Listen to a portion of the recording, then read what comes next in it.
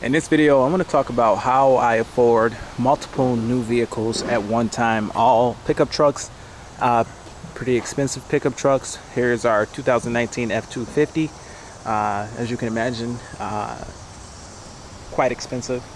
And in the front yard here, we have our 2019 F-150 that my wife drives.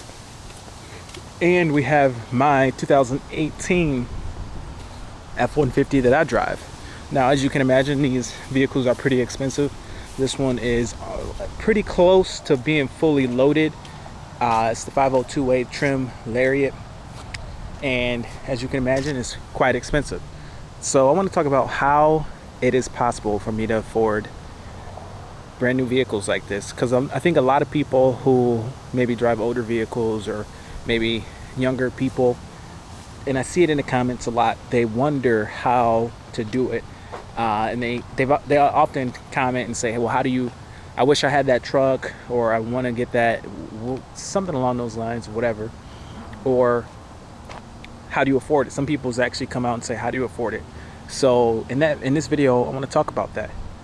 So basically, myself, I have multiple businesses, two to be exact, and I also work at Ford, so that helps. But just working at Ford is not enough to really justify these brand new vehicles, because my checks from there, it may support me just having a nice vehicle myself, but it wouldn't support having extra stuff on the side. By no means do I have a huge collection either. I just have these couple of vehicles, and so that's one source of income. The next source of income is obviously YouTube. This video that you are watching right now, that's just a couple $100s a month, so it's not a significant amount of money. And the third source that I have is mowing lawns. So we cut, I don't know, 80 or so lawns a week, and that brings in a few $1,000s every week. But really, a couple thousand a week. I'm not really doing any of the work though, and I'm paying guys to do the work. So to be honest, there's not a whole lot of money there either.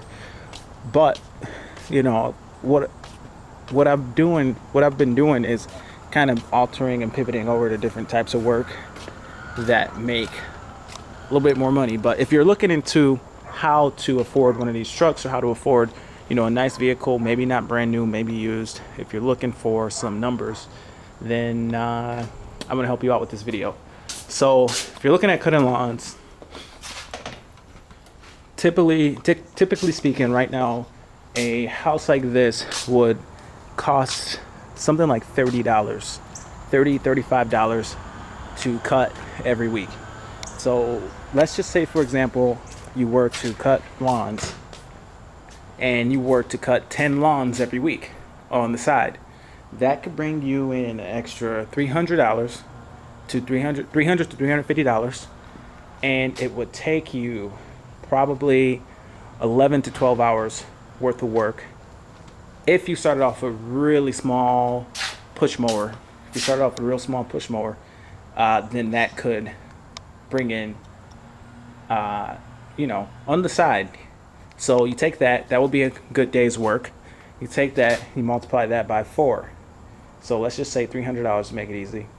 By 4, that would be a good $1,200 a month.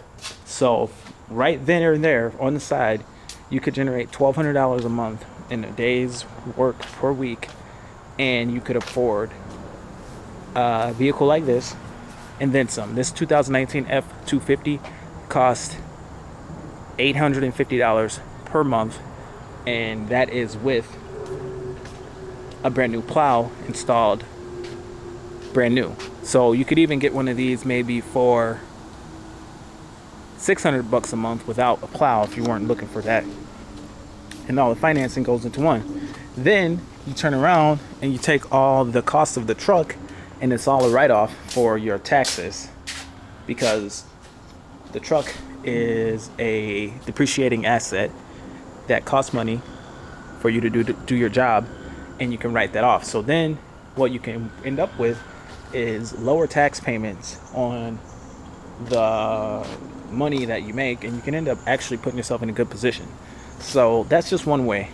But there's issues with cutting lawns. It's not the best business, and if you think about it, it really is really low profit work. It seems like a lot when you're out there by yourself, but at the end of the day, you're talking $30 to mow a lawn.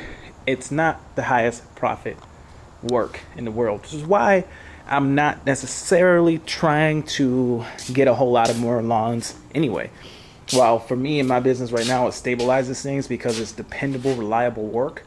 But because it's dependable, it brings a lot of issues, and it doesn't get to be very profitable, especially when you have employees. And that's kind of what I've been finding the last couple of years is the margins with mowing, they're really tight. They're really tight when it comes down to it. So I've been getting into other things. Bush trimming's been really good for us.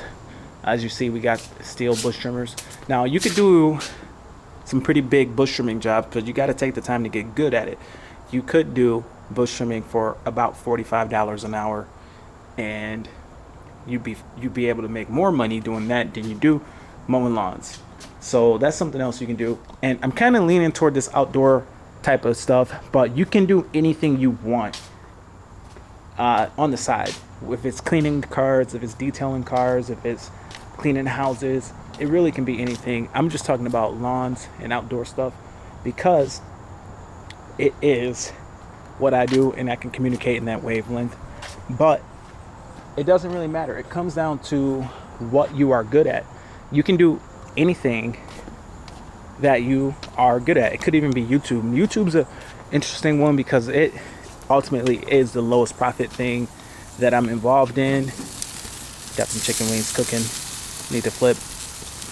YouTube's a tough one because it is the lowest profit thing that I'm involved in, and it's hard to even justify doing what I'm doing. Even though I'm making a couple $100 a month, it's more for fun. It's not for profit. So while I do make a little bit of money in ad revenue, it's not a whole lot of money. But I want to show you guys something really cool. I gotta flip these chicken wings first, but what I'm basically saying is you can do anything. It could be cleaning fish tanks, it could be anything, but just try to understand that there's different types of revenue.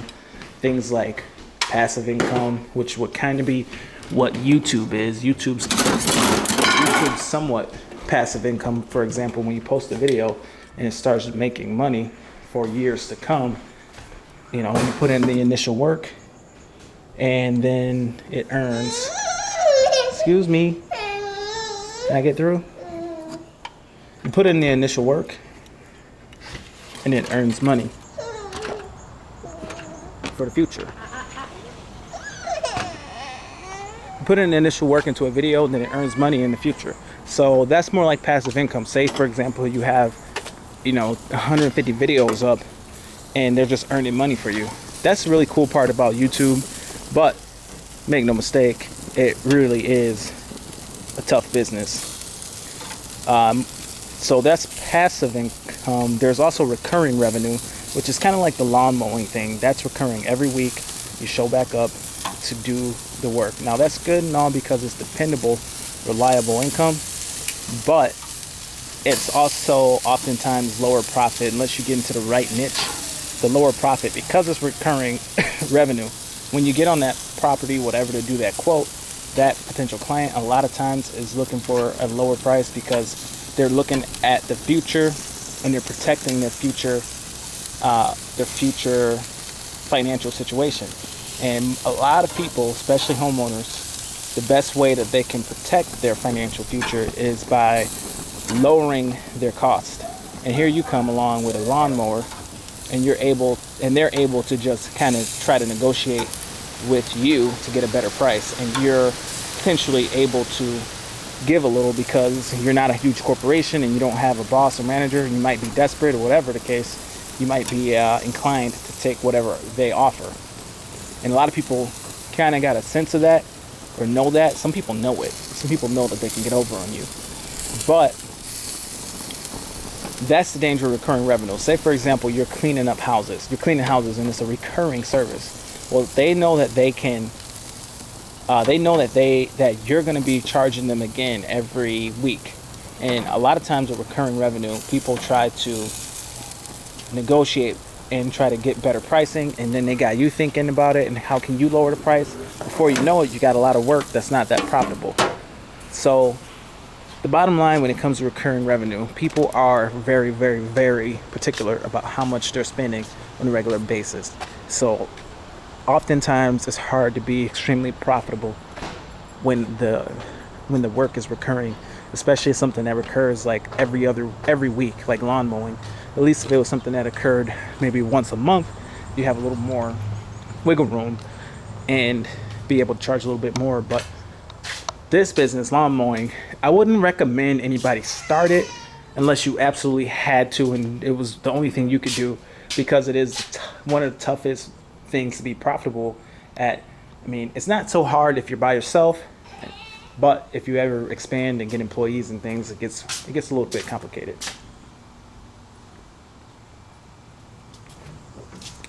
But landscaping is better, but you have to be a little more knowledgeable and take bigger risks. You have more opportunities to lose money. But I want to show you guys something. We have been getting into bush removal, and this has been extremely profitable for me and my guys. Basically, what we do is we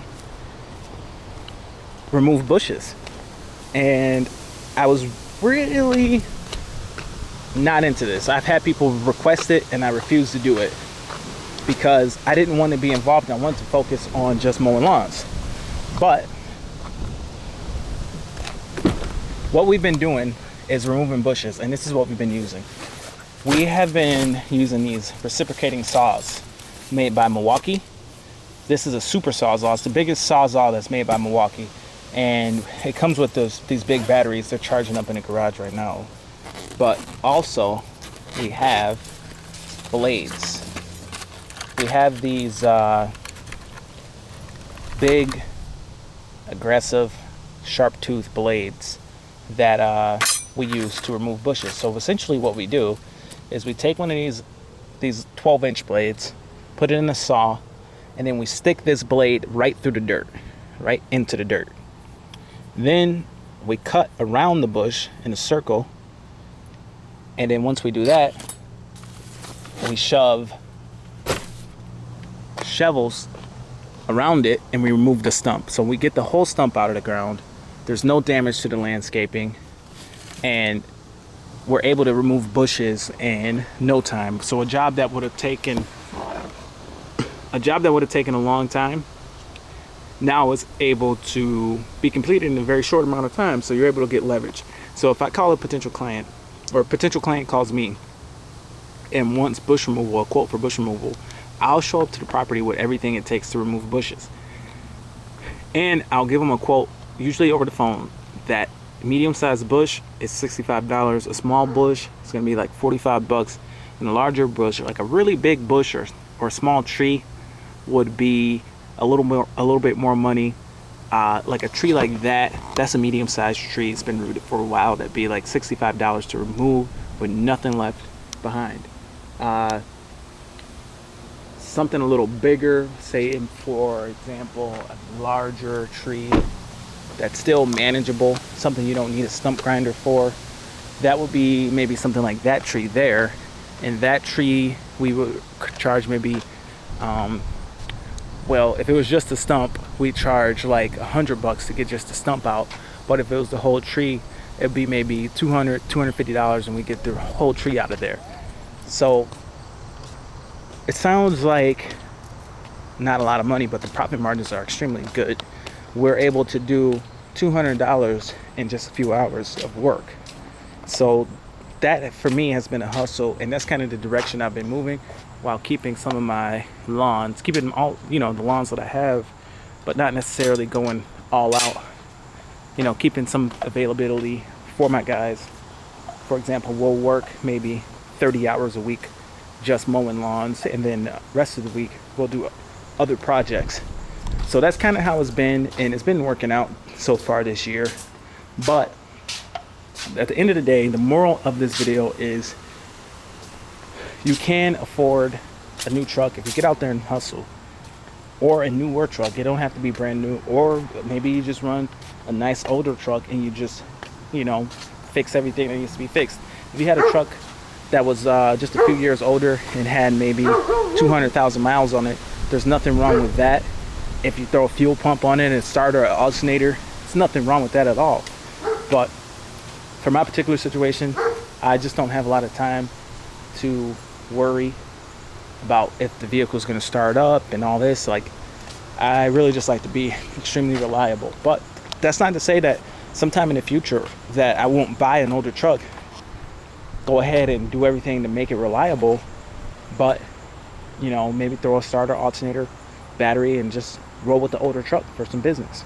But anyway, just a quick video. Let me know if you are an entrepreneur or anything, and if you have any tips for any guys, maybe some younger guys, on how they can, you know, get out there, do some hustling. But anyway, thank you for watching. Have a great day, and hope to hear from you soon.